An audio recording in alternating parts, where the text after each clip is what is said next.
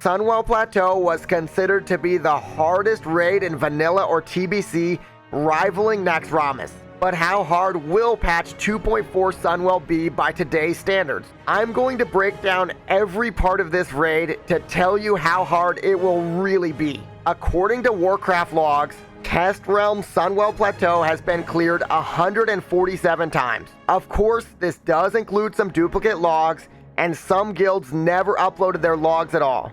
The first clear was done about 24 hours after the PTR opened. But make no mistake, this is going to be the most challenging raid in the Burning Crusade. We are getting the absolutely pre-nerf hardest version of this raid with the exception of Muru. Though keep in mind, when Wrath pre-patch comes out, this raid will be nerfed across the board.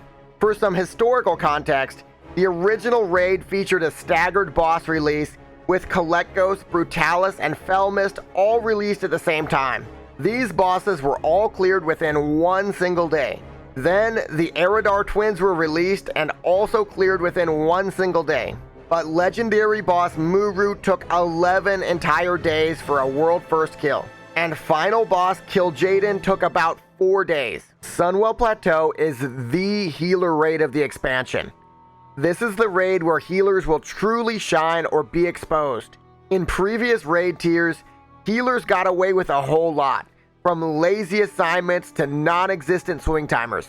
If you main a druid, a shaman, a paladin, or a priest, this is the raid for you. If your healer core isn't on top of things, your guild will get crushed. Guilds will need to go from 5 healing to 7 healing, and every healer will be vital to success. 7 healers means significantly less DPS as well, which means DPS checks will be even harder. Also, tanks will be getting clapped due to the Sunwell Radiance trash buff.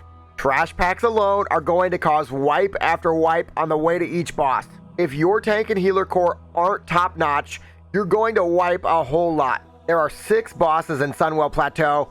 Let's break down which bosses will be the hardest. First up, Kalecgos. Statistically, Kalecgos was the most consistently killed boss that was logged. This fight is definitely going to be doable for most guilds. It's almost entirely about organization and setting up the right group rotations. On the PTR, both groups that I went with did end up getting stuck on this boss. But if your guild is prepared and organized, you should be able to clear Kalecgos day 1. There were some duplicate logs skewing the data, but most groups that uploaded a Kalecgos log were successful.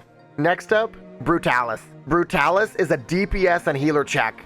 Think of him like Patchwork 2.0. He has a 6-minute enrage timer and 10 million health. Healers will need to keep the tanks in raid alive while the raid pumps at least 28,000 DPS for 6 minutes straight. Tanks can easily die in 2 seconds if the healers and tanks aren't on top of things. This is also a boss that requires awareness and communication, as burn targets will need to move to a specific dedicated area. If your guild can handle Illidan right now, no problem, you should be able to kill this boss day 1. However, if your DPS and healer cores aren't pumpers, this is going to be a wipe fest. Next up, we have Felmyst. Felmyst is all about positioning and having great priests and a smart paladin tank. If your guild is good at spreading out for encapsulate and grouping up for those big mass dispels and the gas novas, this is going to be one of the easier bosses. This is the priest boss of TBC. Your priests really need to be on top of mass dispel and circle of healing, or you will wipe. The data did show a solid gap between guilds with an attempt and guilds with a kill, but overall Felmyst should be one of the less difficult bosses. Next up, we have the Eredar Twins. The Eredar Twins are a big mechanical check in Sunwell. Tanks will need to be on point and moving well. There is a lot of damage to avoid in this fight, and healers will need to be on point. This will also likely be the first stopping point for most guilds on the first night of progression. According to the data, Eredar Twins were somewhat of a bottleneck for PTR guilds. There was a large gap on the logs between groups with a kill and groups with at least 1 attempt. Before we get to the hardest bosses in Sunwell Plateau, please click that subscribe button and give the video a like. It's the only way we can free this bear from the Sunwell Plateau prison. And don't forget to click that notification bell. It'll deploy a rope to airlift that bear out of there. Next up, let's get into Muru. Muru is going to be the Guild Destroyer. This is considered the hardest boss in WoW history by many players. Even on the PTR, you may have heard of groups getting stuck on Muru for over 10 hours. This is a mechanics check, it's a DPS check, and it's a healer check all in one. The ads are a huge issue here, and if you can't get them down quickly enough, you'll be wiping all night. This boss is so hard that some guilds even swap in additional resto shamans and warlocks to deal with the ads and provide extra healing. On the PTR, groups that attempted at least one Muru pull were only able to down him in 32% of the logs.